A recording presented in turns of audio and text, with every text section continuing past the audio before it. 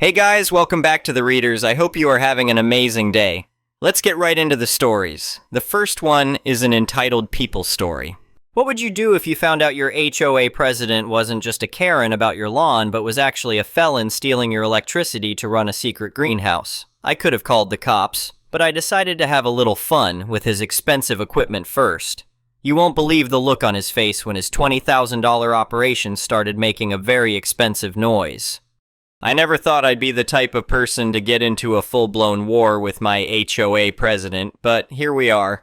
And honestly, after everything that went down, I'd do it all over again. So a bit of background. I work from home doing data analysis for a tech company, which means I'm pretty into numbers and patterns. My whole job is basically noticing when something doesn't add up. I've got smart home stuff set up in my house. Not because I'm some tech bro who needs to control everything from my phone, but because I like having data. I can see when things spike, when they drop, all of that. My wife and I live in one of those neighborhoods where every lawn looks like it was cut with scissors, and everyone has opinions about everyone else's shrubs. It's nice enough, but the HOA is ridiculous. We've got this president who acts like he personally built every house with his bare hands. The guy is a retired engineer, and he never lets you forget it. His house is at the end of our cul-de-sac, and he's got this massive koi pond and waterfall set up in his backyard that you can hear running from the street. The thing must cost a fortune to maintain, but he's always going on about how it won an award from some landscaping magazine. He's also the type who will literally measure your grass height with a ruler if he thinks it's too long, but then expects you to thank him for his volunteer service to the community. I've seen him do it to our neighbor, just walked up with a measuring tape and everything. Anyway, about 6 months ago, I started noticing something weird with my electricity usage. I've got this app connected to our smart meter, and it sends me alerts if usage gets abnormally high. We're pretty consistent people. We don't have kids, we're not running a bunch of crazy appliances, and our bill usually reflects that. On average, we were pulling about 15 kilowatt hours per day, which is pretty normal for a house our size with 2 people working from home. Then suddenly, I'm getting alerts that we're hitting 45 kilowatt hours a day. That's triple our normal usage. The first time it happened, my wife asked if I'd been leaving lights on or running the AC harder than usual.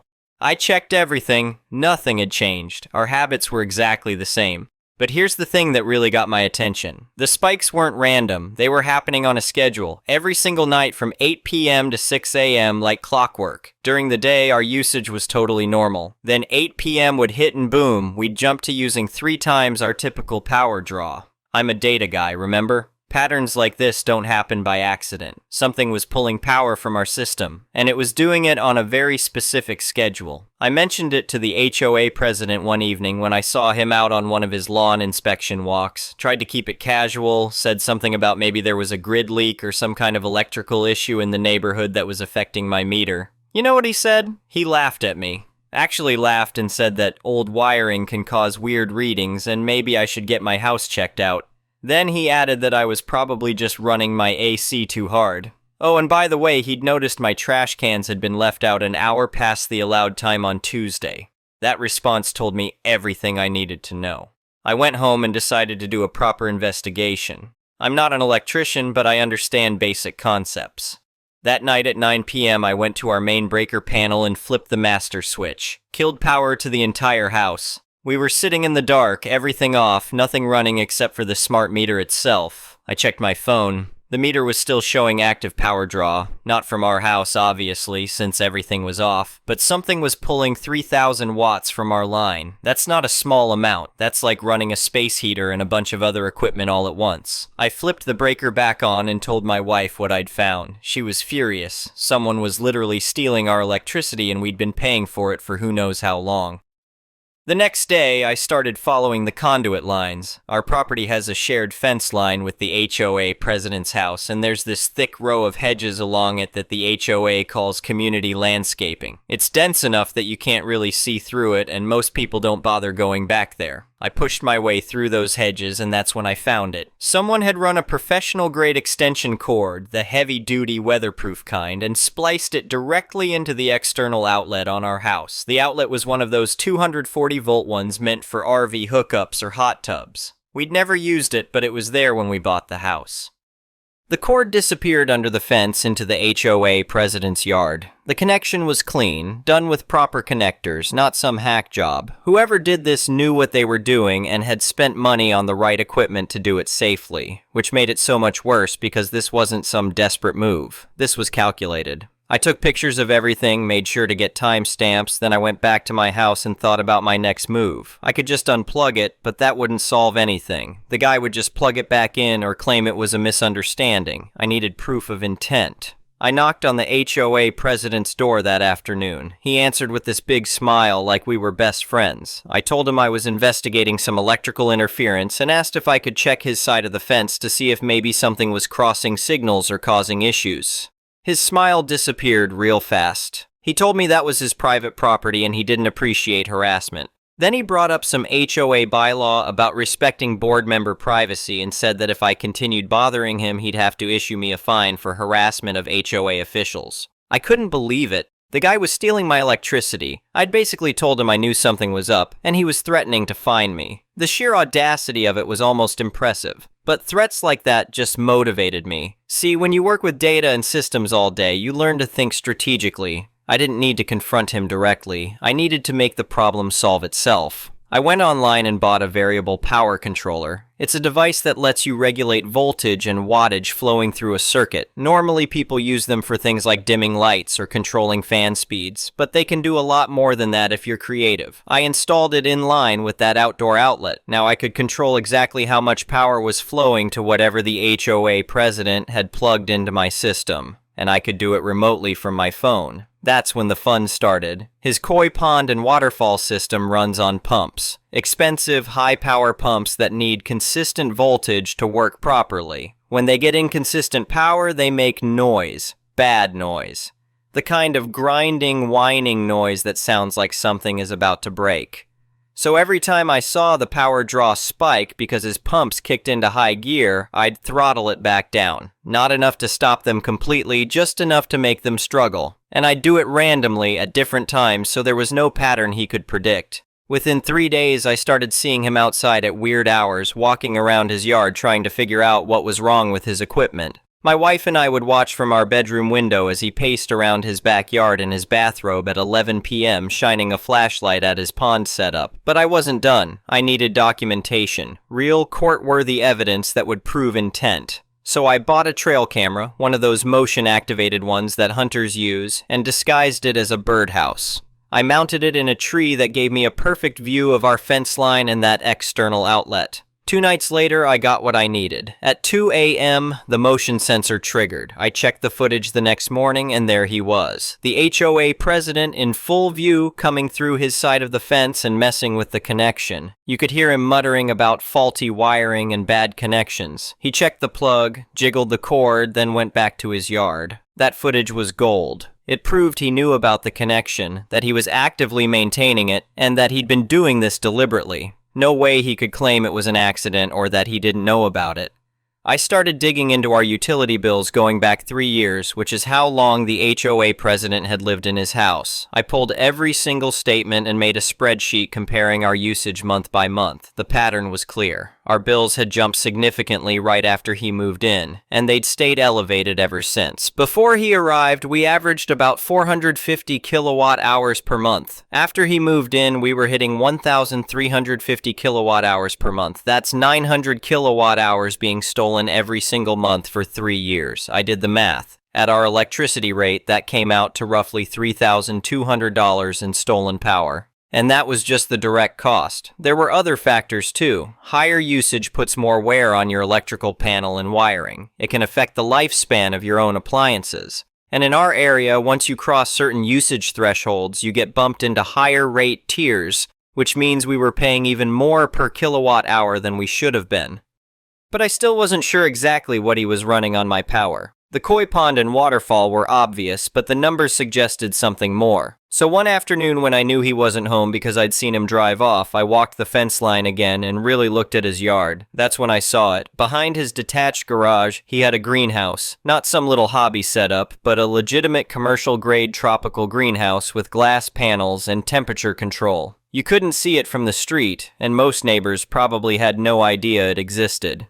Inside were dozens of exotic plants and orchids, the kind that need constant warm temperatures and humidity control. All of that was running on industrial heaters and humidifiers, on my electricity. I'd found my smoking gun. This wasn't just about the pond. The guy was running an entire greenhouse operation, probably spending thousands on rare plants while stealing the power to maintain them. At that point, I could have just gone to the police. Utility theft is a serious crime in most places, can even be a felony depending on the amount. But I wanted to handle this smart. I wanted him to face real consequences, not just pay a fine and move on. I called up a licensed electrician I'd worked with before on some house projects. I explained the situation and asked him to come do an inspection. He showed up the next day, and I walked him through everything. The outlet, the connection, the usage data, all of it. He documented everything, took his own photos, and wrote up a formal report. Then I called a buddy of mine who works in code enforcement for the city. I didn't tell him who the situation involved, just described what I'd found. He confirmed that what I was dealing with was definitely illegal, and said that if I wanted to pursue it formally, I'd need to have everything documented by a licensed professional, which I'd already done. With all my evidence gathered, I decided it was time for the final confrontation. But I wasn't going to do it alone. I scheduled the electrician to come back on a Saturday morning, told him to bring his truck with the company logo visible, and park it right in front of my house. I wanted the whole neighborhood to see what was happening. The electrician showed up at 10 a.m. I'd also asked my code enforcement friend to stop by just as a witness. Technically, he was off duty, but he was happy to help. We all walked over to the HOA president's house and knocked on his door. He answered looking confused, saw the electrician and my friend, and immediately got defensive. He asked what this was about. I told him we needed to discuss his electrical hookup to my property. His face went pale. Actually pale, like all the blood drained out of it in about 2 seconds. He tried to play it off, said he didn't know what I was talking about, so I had the electrician explain what he'd found. The professional splice, the heavy-duty weatherproof connection, the amount of power being drawn, all of it laid out in technical terms. That's when the HOA president switched tactics. He got this surprised look on his face and said that, oh, the previous owner of his house must have set that up. He'd been told it was a shared utility tap for emergency power. He must have been misinformed for the past 3 years. Just a silly misunderstanding between neighbors. He'd be happy to disconnect it immediately and we could all move on. I almost laughed. The guy really thought he could just play dumb and walk away from this. That's when I pulled out my phone and showed him the trail camera footage. Him, clear as day at 2 a.m., checking the connection and muttering about it. The timestamp was from 4 nights ago. His face changed. The friendly neighbor act disappeared completely. He got quiet, then asked if we could talk inside, away from the street where other neighbors might see. I said no. Everything we needed to discuss could happen right here. I pulled out the spreadsheet I'd made. 3 years of utility bills showing exactly how much power had been stolen. I explained that I'd calculated the cost at roughly $3,200, but that didn't account for the accelerated wear on my electrical system or the higher rate tiers his theft had pushed us into. A real damage assessment would probably put the total closer to $5,000. He started trying to negotiate. He said he'd pay me back, we could work out a payment plan, there was no need to get authorities involved, he could write me a check right now for the full amount. But I wasn't interested in just getting my money back. This guy had been stealing from me for 3 years while acting like he owned the neighborhood, while threatening me with HOA fines for minor violations, while measuring my grass with a ruler and lecturing everyone about community standards. I told him that utility theft is a felony. In our state, stealing services over a certain dollar amount gets you charged with a Class D felony, which carries a penalty of 1 to 5 years in prison. I'd done my research. I had 3 years of documented theft, which put the total amount well over that threshold. Then I laid out my terms. He could resign from the HOA immediately, citing health reasons or whatever excuse he wanted to use. He would pay me triple the estimated cost of stolen electricity, coming to $9,600, to cover damages to my electrical system and the hassle of dealing with all of this. And he would do both of those things right now, today, or I would file a police report before the end of business hours. My friend from code enforcement just stood there nodding, which added some weight to the threat. He didn't say anything, but his presence made it clear that this wasn't just my word against the HOA presidents. The guy looked like he was going to be sick. He tried arguing that $9,600 was excessive, that I was extorting him. I reminded him that the alternative was criminal prosecution, legal fees that would run into the tens of thousands, and possible prison time. $9,000 was a bargain compared to that. He went inside and came back 10 minutes later with a personal check for $8,000. He said that was all he could manage immediately and he'd get me the remaining $1,600 within the week. I told him that was acceptable, but the resignation letter needed to be written and sent to the HOA board before the end of the day. He agreed. Wrote out his resignation right there on his phone and sent it to the entire board. Cited personal health issues and said he needed to step back from his duties effective immediately. The electrician disconnected the splice from my outdoor outlet and removed the extension cord. I kept it as evidence just in case. My code enforcement friend suggested I also file a report with the utility company since they take power theft seriously and might want to investigate whether this had happened with other properties. I did exactly that. Filed a formal complaint with the power company the following Monday. They sent out their own investigators, and while they couldn't comment on their findings, I did notice that within a few weeks, the HOA president's power bill must have jumped significantly because his waterfall suddenly wasn't running 24/7 anymore.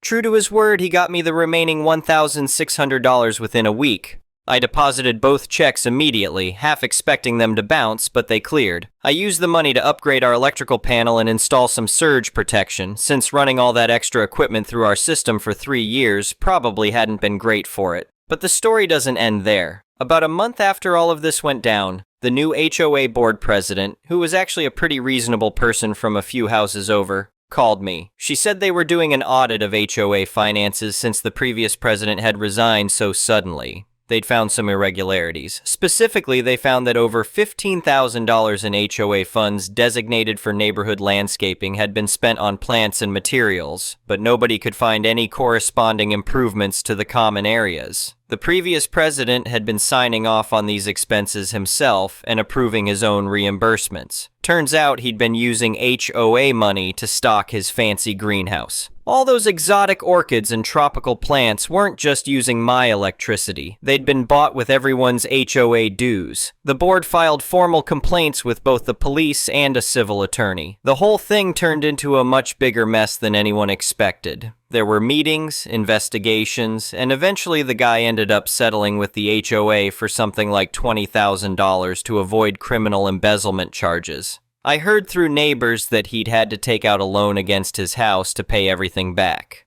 Between my settlement, the HOA settlement, and his legal fees, the guy was financially destroyed. His fancy greenhouse got dismantled. The koi pond waterfall stopped running entirely because he apparently couldn't afford the electricity bills once he had to pay for his own power. 6 months after everything started, I saw the for sale sign go up in his yard. He'd lasted exactly 3 years in the neighborhood, spent the whole time acting like he personally ran the place, and left broke and humiliated. These days, the new HOA board is much more reasonable. They still enforce rules, but they're not ridiculous about it. Nobody measures grass with rulers anymore, and they installed proper financial oversight so no single board member can approve their own expense reimbursements. My wife and I still live in the same house. Our electricity bill is back to normal, running about 450 kilowatt hours per month like it should be. We upgraded a bunch of our smart home monitoring after all this, just to make sure nothing similar ever happens again. Sometimes I walk past that house, which has new owners now, and I can still see where the pond used to be. They filled it in and planted regular grass. The greenhouse area is just an empty concrete pad. All that elaborate landscaping that the previous owner was so proud of is gone, and every time I see it, I remember the look on his face when I showed him that trail camera footage. The exact moment he realized he wasn't going to talk his way out of it, that I'd been 3 steps ahead of him the whole time. You know what the funny thing is? If he'd just asked, I probably would have let him use my outdoor outlet for something reasonable. We were neighbors. If he'd needed temporary power for a project or had some kind of emergency, I'd have been fine with it. But he didn't ask. He just took, for years, while acting like he was better than everyone else, while threatening people with fines for minor violations, while measuring grass and lecturing everyone about community standards. The lesson here is pretty simple. If you're going to steal someone's electricity, don't do it to someone who reads spreadsheets for a living and has the time to catch you. And definitely don't threaten them with HOA fines while you're doing it. That's just asking for trouble. I still work from home, still monitor my power usage, and still have that trail camera set up. Not because I'm paranoid, but because data is useful. Patterns tell stories, and sometimes those stories end with the bad guy getting exactly what they deserve. Would I do it all over again? Absolutely. Every single part of it, the investigation, the evidence gathering, the confrontation, all of it. Because at the end of the day, someone was stealing from me while pretending to be a pillar of the community. And I made sure there were real consequences for that. Some people might say I was too harsh, that $8,000 plus forcing his resignation was overkill, but those people weren't the ones paying triple their normal power bill for 3 years. They weren't the ones being threatened with HOA fines by the same person who was stealing from them. They weren't the ones who had to deal with the sheer arrogance of someone who thought they could just take whatever they wanted because of their position. So yeah, I taught him a lesson, and from what I heard through the neighborhood gossip after he moved out, he learned it. Apparently he moved to a condo somewhere without an HOA. And good riddance to him. Me? I'm just sitting here on my porch enjoying the silence where that waterfall used to run, watching the regular folks in the new house tend their normal lawn and live their normal lives. And my power bill is exactly where it should be. Life's pretty good when you can actually trust your meter. The next one is a malicious compliance story. This happened about a week and a half ago. I was taking a walk in a small park that has a wooded area in and a few walking trails. I decided I wanted to take the shortest path as it was getting late. About halfway through the path, I saw a skunk in the middle of the path, and I'm sure based on the title, most people already know where this is going. I turned around and decided it was not worth it to proceed further, and approximately halfway was enough. I exited the path the same way I entered, and as I was entering, I saw an old teacher of mine from high school. Let's call her Ms. Samantha, not her real name. Ms. Samantha was a teacher that went out of her way to nitpick everything I did in her class in high school. Note, it has been almost 12 years since I last saw her and 13 since I was in her class. Anyway, with the backstory aside, I went up to greet her and said, "Hello, Ms. Samantha, have you been—" "Hi, I'm trying to take my daily walk down shortest path, don't bother me." I wouldn't. "You said hello. This conversation is over until I get back from my walk, or you can walk with me and we can catch up. I just want to warn, this conversation is over for now. Wait until I finish my walk and we can catch up. Understand, Jumping Crow Joker 24. At this point, I think for a moment, I am not the type of person who would normally just let someone walk into a potential skunking. But she was just rude to me twice and did nitpick everything I did in high school, so I chose to say nothing and just took a seat at the bench nearby. See, was that so hard? We don't need to be a know-it-all. That was your issue back as a student. And Ms. Samantha went down that path as she did. I whipped out my phone and tested my parents that I'd be heading back to my childhood home a bit late. We'll help them with the dog later, but eat dinner without me. I'll be here for a bit longer. One thing to take into account is that the entrance and exit for the shortest path we have exit parallel to each other. The entrance is on one side of the bench I sat at, and the other side was the exit. In this case, entrance behind, exit in front so family can wait on the bench and see their relatives exit. Normally, I knew I'd see her on the way out if she'd complete the whole route, but in this case I had a feeling I'd smell her coming out first, knowing her attitude. Sadly, my instincts were spot on. As I am on my phone playing a few games, I heard Ms. Samantha's voice vaguely in the background, and my thought at the time was, "Oh no, she ran into the skunk, here we go." And I do not joke that just as I finished my thought, I heard the sound of a woman yell. Maybe a scream, I couldn't really make that out 100%, but the wind was blowing my way, so I was downwind of the path, the skunk and her, so it wasn't long before I could smell what happened. Ms. Samantha did eventually come out from the path's exit, and the smell she was omitting was awful. It reminded me a bit of raw horseradish getting peeled, as it was really eye-watering. She moaned. "I tried to warn you about that skunk. I figured it out when I got sprayed. You knew I'd react like that, didn't you?" I shrugged. "I wagered a guess, yeah? By the way, mind taking a few steps downwind, so it is easier to talk?" After that, she gave me her phone number and asked me to contact her when I planned to come back. She hoped it wouldn't be when she was still reeking in skunk odor. As I said at the beginning of this tale, it has been a week and a half. She still has some lingering skunk smell. I found out that up until that moment she was doing okay as well. But she also told me she got sprayed twice. When I asked her why she did not turn back after being sprayed the first time, she told me if she already got sprayed and was going to smell like skunk anyway, she wanted to complete her walk. A fun little anecdote is that after everything she admitted she was being petty, and when I told her I still wanted to study the foreign language she taught and took some classes in college, she told me that if I ever wanted to practice to let her know, and she'll do it without the pettiness this time. To be honest, I think the skunking humbled her quite a bit, and hopefully she won't be forced to deal with residual linger odor much longer, but anyway, thanks for reading. The next one is an entitled people story. So I'm a restaurant owner and of course deal with loads of bullcrap every day. But this one time was just extra special, super crazy kind of bullcrap. We bought a restaurant in 2008. Lots of crap comes with that kind of purchase, of course the equipment and inventory, but also existing customers, both good and bad. In many circumstances, the purchaser also inherits the issue of outstanding gift cards. Now, we did not receive any money or discount from the business purchase to cover the cash liability of the gift cards. We decided it would be best to honor the old cards for a period of 1 year starting the date we took over all operations. We figured it would be seen as a good move that our guests would certainly appreciate. We put signs on the doors, posted on our social media platforms, which were crap back then. We even did a trade out with a couple local publications that our demographics relied on at the time. We had an upper crust clientele, lots of affluent people. To help with separating the sales of the old cards, we made new ones with the new logo and everything. It was very obvious when someone was using one of the old cards. Now remember, we just comped all those sales, no income whatsoever. A year comes rolling around, we again announced that the old cards would be useless come said date, whatever date it was, and that anyone with one needed to use it up ASAP. The final day comes and the signs are taken off the doors. The very next day we had a table of 6, with one guy paying for the whole table.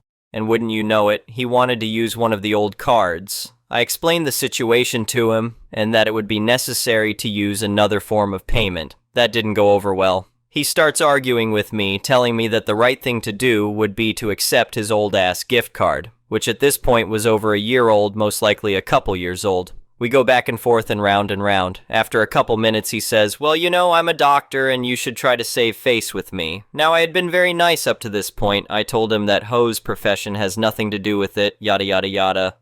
He keeps cutting me off, trying to convince Six that doctors were the best customers. They absolutely are not. Some of the worst, actually. And we should honor the card for him because of such. I shrugged my shoulders and told him, well, if y'all leave right now, I'll cut your bill in half just to get you out of my restaurant. He was shocked at my chosen words, as anyone would be, I guess, but he accepted my off-AR and they left, never to be seen again, thankfully. So many doctors have that God complex and that holier-than-thou attitude. I grew up in a medical family. My dad was a very well-known OB/GYN with a huge practice. His wife, my stepmother, was a nurse practitioner and worked in his office and did quite well. I will say that there were times that Dad would act in similar fashion, until I got into restaurant ownership.